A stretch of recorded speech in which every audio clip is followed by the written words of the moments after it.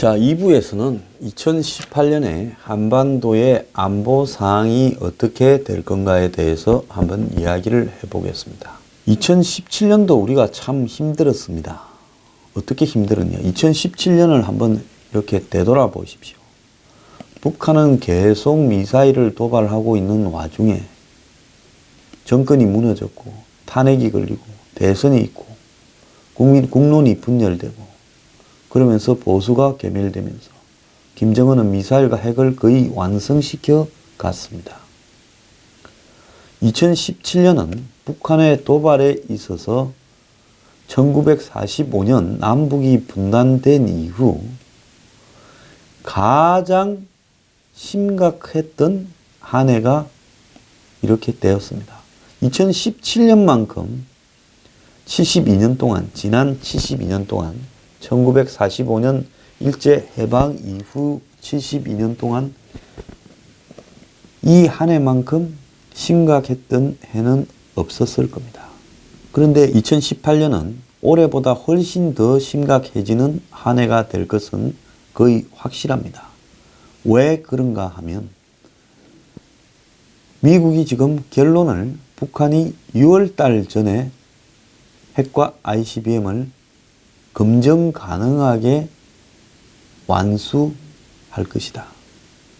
즉 핵을 ICBM에 실어서 실제로 미국으로 쏴서 그것이 떨어진다면 폭발하면서 미국에 대해서 엄청난 살상을 낳을 수 있는 그런 기술적 능력을 다 확보할 것이라는 거죠. 그러니까 미국은 지금 북한이 핵을 ICBM에 탑재하는 순간 그것이 긴 것이든 짧은 것이든 미사일 종류를 불문하고 탑재하는 순간이 북한에 대한 공격의 순간이라고 지난 크리스마스 직전에 회의를 하고 국무국방 백악관이 회의를 하고 다 지금 휴가에 들어갔습니다. 그래서 지금 미국에는 업무를 하고 있지 않습니다. 그래서 요즘 이 북핵 안보 관련 기사가 좀 사라진 것이죠. 마지막에 나온 기사가 이 한미 군사훈련 연기에 대해서 너무 이렇게 명분을 주지 않기 위해서 너무 떠들지 마라. 이 부분이 마지막 기사였죠. 자, 미국이 북한을 선제 공격할 것인가?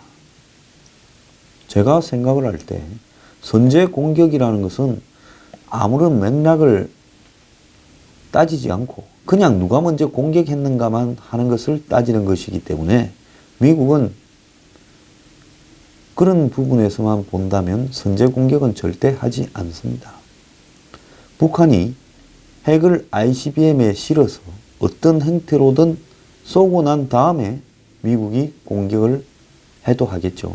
그렇다면 그것을 과연 선제 공격이라고 할 수 있겠는가? 그렇게 볼 수는 없을 거라고 봅니다. 자, 그렇다면 미국이 북한을 공격하게 되는 경우는 어떤 경우에 가능한 것인가? 한 두세 가지가 나타날 수 있겠죠.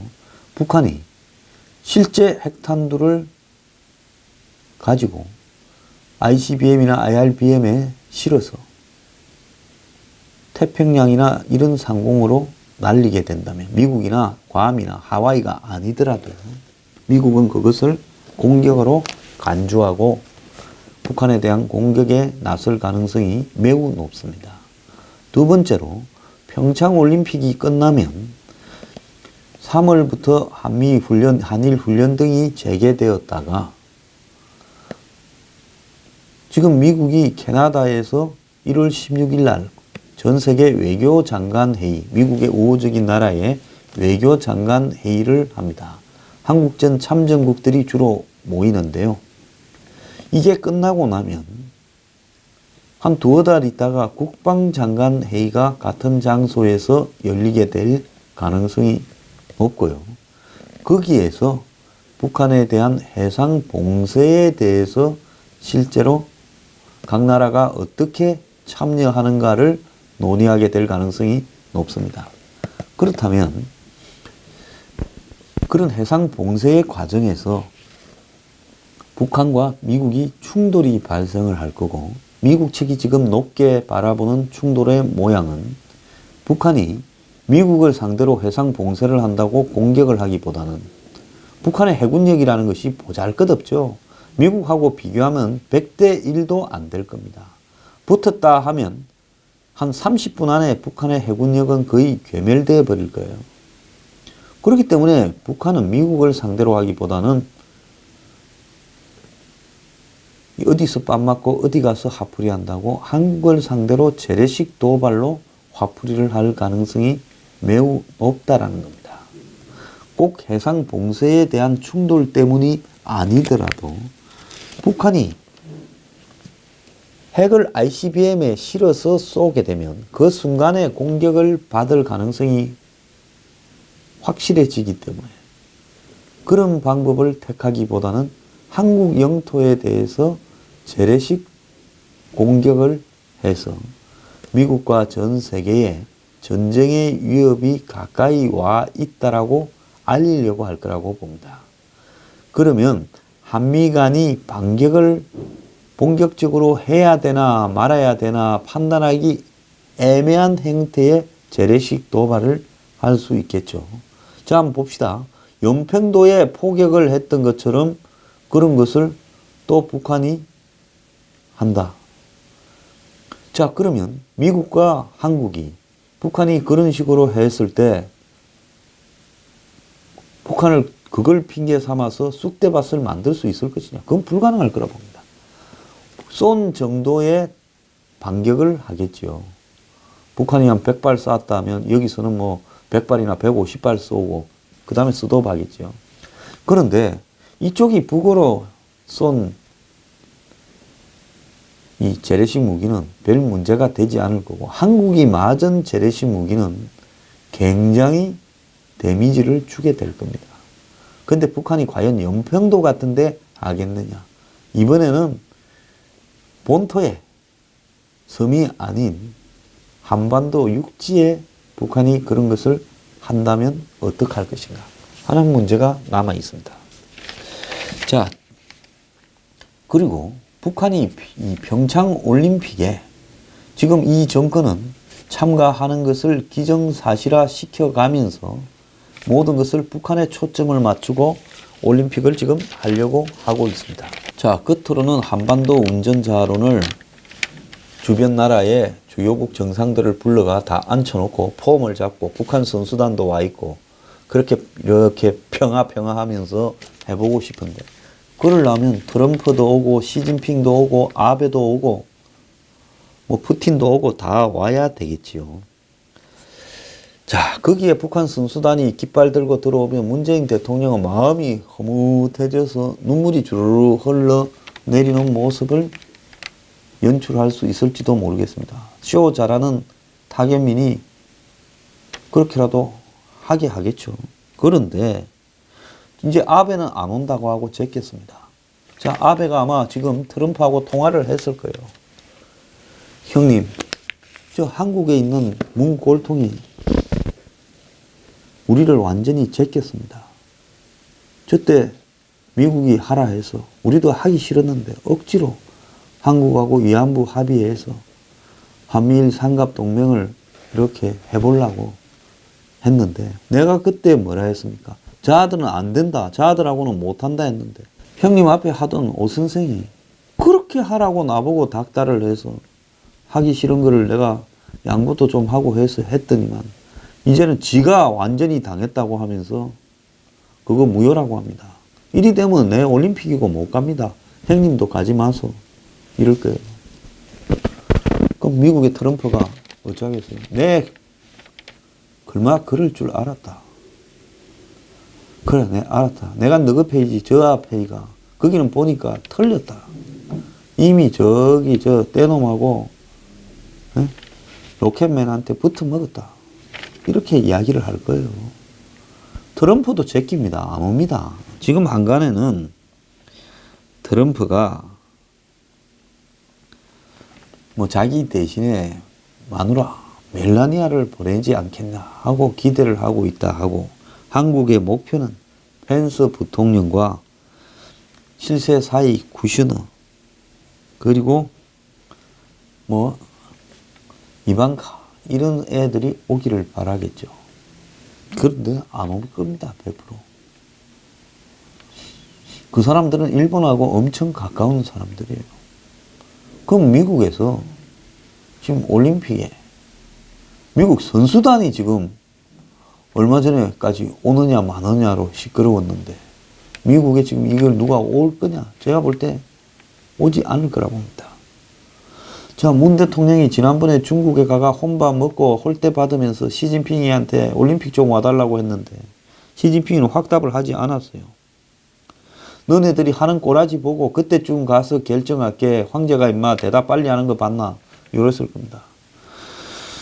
자, 그래서 시진핑이 오고 말고는 황제의 마음에 올림픽 하기 전날쯤에 마음에 달린 것이지 그걸 한국에 이야기를 온다 해도 빨리 안 해주고 안 온다 해도 빨리 안 해줄 겁니다.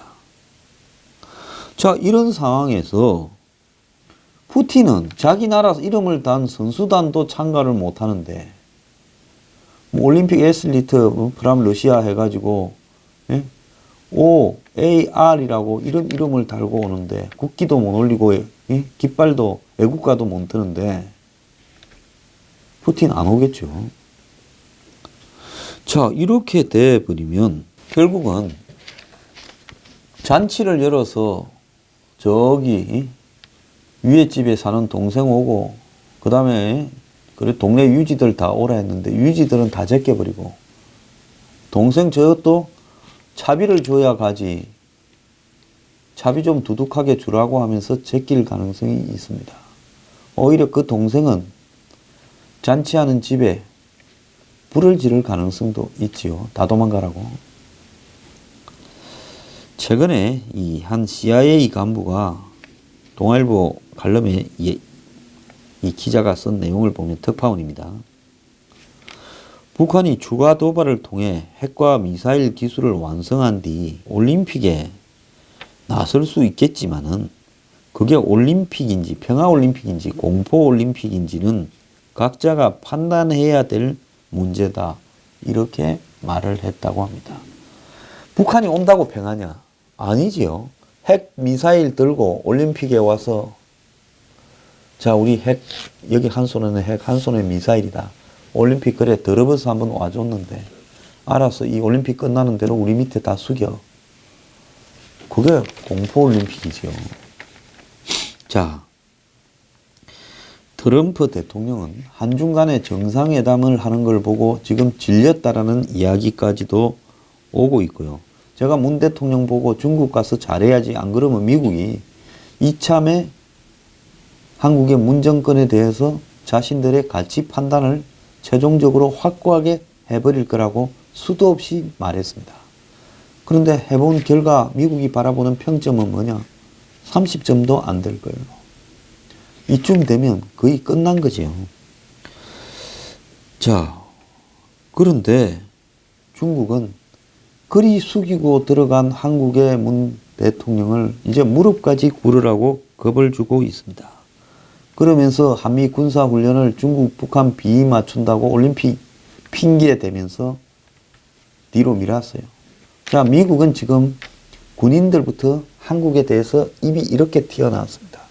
이 한미동맹 파기하자고 이야기를 하고 있습니다. 자, 문 대통령은 올림픽 끝나면 자기 페이스대로 한국이 주도해서 북미 평화협정 맺고 또 북남 평화협정을 맺고 제가 북을 왜 앞에 세우느냐고 이야기하면서 미북인이 이런 소리 하는 분이 있는데요. 북한이 지금 칼자루 잡고 가니까 북미라고 하고 북남 정상회담이라고 합니다. 맞잖아요. 다 끌려다니잖아요. 그러니까 그런 거 갖고 시비 좀 걸지 말길 바랍니다. 자, 그럼 김정일이가 크리스마스의 악몽이 아니라 올림픽의 악몽을 만들 가능성은 없느냐? 그것도 많이 있다고 봅니다. 생각을 해보겠지요. 올림픽에 가서 내가 좀 이렇게 양순한 양이 되어서 마치 북미 평화협정을 원하는 것처럼 목을 매다는 게 유리하겠냐. 안 그러면 올림픽 때 한 방 냅다 쌓아가지고 다 도망가도록 그냥 불을 질러버리고 그래가지고 그냥 전쟁 촉발 직전까지 몰고 간 다음에 극적으로 또 회담을 하자고 하는 게 낫겠느냐 하고 계산을 해 볼 겁니다. 자, 전자 올림픽에 가면 나한테 입금이 좀 될까? 쟤한테 지금 입금할 형편이 될까? 이런 계산을 하고 있겠죠.